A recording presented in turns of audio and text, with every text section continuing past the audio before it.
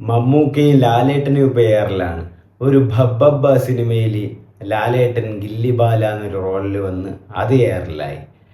പിന്നെ ചത്താ പച്ചയിൽ bullet Walter എന്നൊരു റോളിൽ വന്ന് മമ്മൂക്കയും എയറിലായി. ഹലോ ഗൈസ്, അപ്പോൾ തുടങ്ങാം. ദിസ് ഈസ് ബൊഗ്വേ ചാനൽ. അങ്ങനെ മെഗാ സ്റ്റാറും ദി കംപ്ലീറ്റ് ആക്ടറും ലാലേട്ടനും മമ്മൂക്കയും രണ്ടുപേരും ഇപ്പോൾ എയറിലാണ്. നിങ്ങൾക്ക് എന്താണെന്ന് അറിയാം. 2025 ഡിസംബറിൽ റിലീസ് ചെയ്ത ഒരു സിനിമ ഉണ്ടായിരുന്നു, ക്രിസ്മസ് റിലീസായിട്ട് വന്ന പടം. ജനപ്രിയ നായകൻ ദിലീപ് പ്രധാന വേഷത്തിലെത്തിയ ഭയം ഭക്തി ബഹുമാനം. അതിലൊരു special cameo റോളിലായിട്ട് Lalettan ഗില്ലിബാലായിട്ട് എത്തുന്നുണ്ടായിരുന്നു.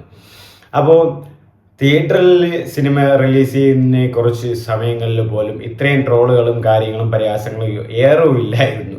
But നെറ്റ്ഫ്ലിക്സിൽ OTT വന്നതിന് ശേഷം എയറിൻ്റെ ഒരു രക്ഷയില്ലാത്ത കളികളാണ് നടക്കുന്നത്. ലാലേട്ടനെ പുറഞ്ചായിട്ട് പൊരുകയാണ്. ആ ഒരു സിറ്റുവേഷനിൽ തന്നെയാണ് ഇപ്പോൾ ചത്താപ്പച്ചയിൽ മമ്മൂക്കയും ഉള്ളത്. മമ്മൂക്കയുടെ ആ ഒരു എൻട്രി അല്ലെങ്കിൽ ആ സ്പെഷ്യൽ ക്യാമിയോ ചത്താപ്പച്ച അദ്വൈത് നായരാണ് സംവിധാനം ചെയ്ത്.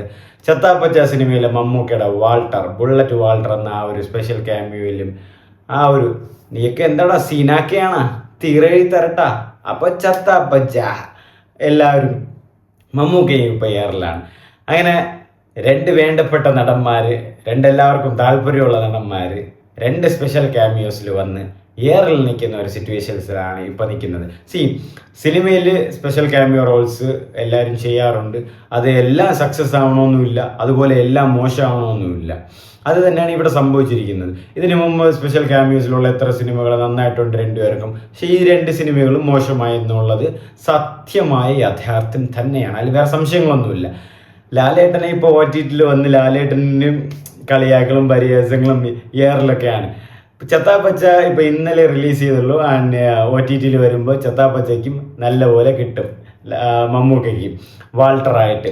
അതായത് ലാലേട്ടൻ്റെ കാര്യം ഫസ്റ്റ് നമുക്ക് പറയാം. ധനഞ്ജയ് ശങ്കറാണ് ഭബ്ബബ്ബ സിനിമ സംവിധാനം ചെയ്തത്. ഫായിം സബർനൂറും ഷെരീഫാണ് കഥയും കാര്യങ്ങളൊക്കെ ചെയ്തിട്ടുള്ളത്. ആ സിനിമയിൽ ഗില്ലിബാലയായിട്ടാണ് വരുന്നത്. ദിലീപാണ് പ്രധാന നായക വേഷത്തിലെത്തുന്നത്. സ്പെഷ്യൽ ക്യാമിയോ റോളിൽ ഗില്ലിബാലയായിട്ടാണ് ലാലേട്ടൻ എത്തുന്നത്. ആ ഒരു ഇൻട്രോയും കാര്യങ്ങളൊക്കെ റിയൽ OG കാര്യങ്ങളൊക്കെ സൂപ്പറായിട്ട് കൊടുക്കും. പിന്നെ നീ ആ ഗോകുലം ഗോപാലിനാണ് ഇടയ്ക്ക് കയറ്റിയതാണ് ഇത്രയും പുലിവാല്. നീ എന്ത് ഹൈപ്പോണോ അത്, എന്ത് ചെയ്യാൻ ആശാണ്. ഞാൻ നിന്നായിപ്പോ, ഞാൻ കിടന്നായിപ്പോ, ഞാൻ ഇരുന്നായിപ്പോ, ഞാൻ അങ്ങനെ ലാലേട്ടൻ്റെ ആ ഒരു, പിന്നെ ലാലേട്ടൻ തുമ്മും പൊടി പറക്കുന്ന സാധനം. പിന്നെ ലാലേട്ടൻ എവിടെയോ പോകണം എന്ന് പറയുമ്പോൾ ലാലേട്ടൻ ഒരു കരയണ പോലത്തെ ഇങ്ങനെ കോമഡി ആയിട്ട് അതിന് തിരിച്ചു വരില്ലടോ, ഒരു ലെറ്റർ വായിക്കുന്ന പോലത്തെ കുറച്ച് സീനുകളോ കാര്യങ്ങളുണ്ട്. ലാലേട്ടൻ്റെ ഒരു 2-3 ഫൈറ്റ് കുറച്ച് ഡമ്മി ആയിട്ടുണ്ടായിരുന്നു. കാരണം ഞാൻ പറഞ്ഞില്ലേ, ആ ഒരു OTT കണ്ടപ്പോൾ അങ്ങനെ ഒരു തോന്നൽ ഉണ്ടായി. പിന്നെ ആ ഒരു വണ്ടി, ആ ക്ലൈമാക്സിൽ ലാലേട്ടൻ വരുന്ന ആ വണ്ടി മൊത്തത്തിൽ ഓവറോൾ വരുമ്പോൾ ആ ഒരു ഡാൻസ് 1-2 ഡയലോഗുകളെ ഒന്ന് കണ്ടിരിക്കാമെന്നല്ലാതെ ബാക്കിയെല്ലാം ഹേ ലാലേട്ടൻ ക്യാ അപരാധി ഹേ എന്നൊരു സെറ്റപ്പിലാണ് ബബ്ബബേൽ ചെയ്ത് വെച്ചിട്ടുള്ളത്. ബട്ട് അത് കഴിഞ്ഞ് വരുമ്പോൾ ചത്താപ്പച്ചിയിൽ മമ്മൂക്കയുടെ സ്പെഷ്യൽ റോള്, പിന്നെ നീയൊക്കെ സീനാക്കിയാണ്. മംഗ്ലീഷിലെ ആ ലാംഗ്വേജ് വെച്ചെങ്കിൽ പോലും, സ്ലാങ് പിടിച്ചല്ലെങ്കിൽ പോലും പിന്നെ നന്നായിരുന്നു. ഇത് പുഴുത്ത സ്ലാങ് ആയിപ്പോയി. ആൻഡ് മമ്മൂക്കയും ഒന്നിനും പറ്റുന്നില്ല എന്നുള്ളൊരു സിറ്റുവേഷനാണ്. സ്റ്റണ്ടൊക്കെ ഇങ്ങനെ ഈ ഡമ്മിയാണെന്ന് വരെ തോന്നിപ്പോൾ. മമ്മൂക്ക ഇങ്ങനെ നിൽക്കുന്ന എന്തൊക്കെയോ ചെയ്യുന്നു. സ്റ്റണ്ടെന്ന് ഒരു ഗൂസ്ബംസും കാര്യങ്ങളൊന്നും തോന്നുന്നില്ല, ഒന്നും തോന്നുകയേ ഇല്ല നിങ്ങൾക്ക്. അങ്ങനത്തെ ഒരു സിറ്റുവേഷൻസിലാണ് മമ്മൂക്കയെ നിൽക്കുന്നത്. ആകെ ഉള്ളത് 5 മിനിറ്റിലാണ്. അതിലൊരു 3 മിനിറ്റിലും വന്നിട്ട് കസേരയിലിരിക്കുകയാണ്. പിന്നെ ഡയലോഗ് ഡെലിവറി ഭയങ്കര മോശമായിരുന്നു. സ്ലാങ് പിടിച്ച ആ ഒരു മീറ്റർ ഭയങ്കര മോശമായിരുന്നു. കോസ്റ്റ്യൂമും ഭയങ്കര മോശം. വിഗ് ഒരു അത്യാവശ്യം നല്ലൊരു വിഗ്ഗെങ്കിലും ഹെയർ സ്റ്റൈലായിട്ട് വെച്ച് കൊടുക്കായിരുന്നു. എന്തോന്ന് വിഗ് വെച്ച് കൊടുത്ത് മൊത്തത്തിൽ അട്ടർ ഫ്ലോപ്പായിരുന്നു. രണ്ടുപേരുടെ ക്യാമിയോസും അട്ടർ ഫ്ലോപ്പായിരുന്നു. അത് സിനിമയെ നല്ല രീതിക്ക് ബാധിച്ചിട്ടുണ്ട്.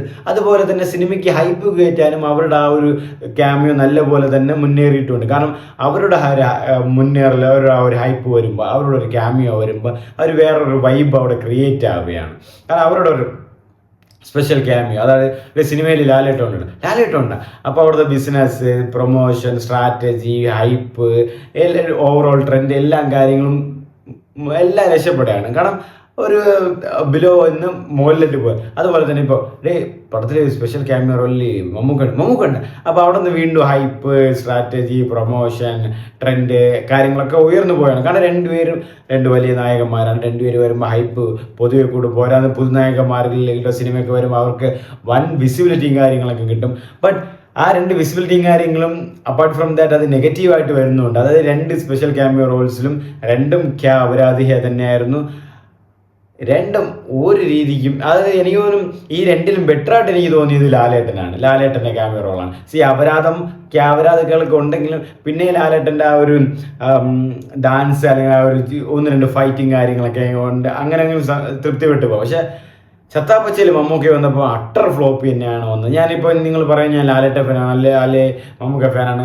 എനിക്ക് രണ്ടുപേരും ഇഷ്ടമാണ്, രണ്ടുപേരും ഞാൻ ഒരുപോലെ തന്നെയാണ് നോക്കുന്നത്. ബട്ട് ഈ രണ്ടുപേരിൽ വരുമ്പോൾ ഈ ഒരു സിറ്റുവേഷനിൽ വരുമ്പോൾ മൊത്തത്തിൽ ലാലേട്ടൻ തന്നെയാണ് കുറച്ചുകൂടെങ്കിലും മേലിൽ നിൽക്കുന്നത്.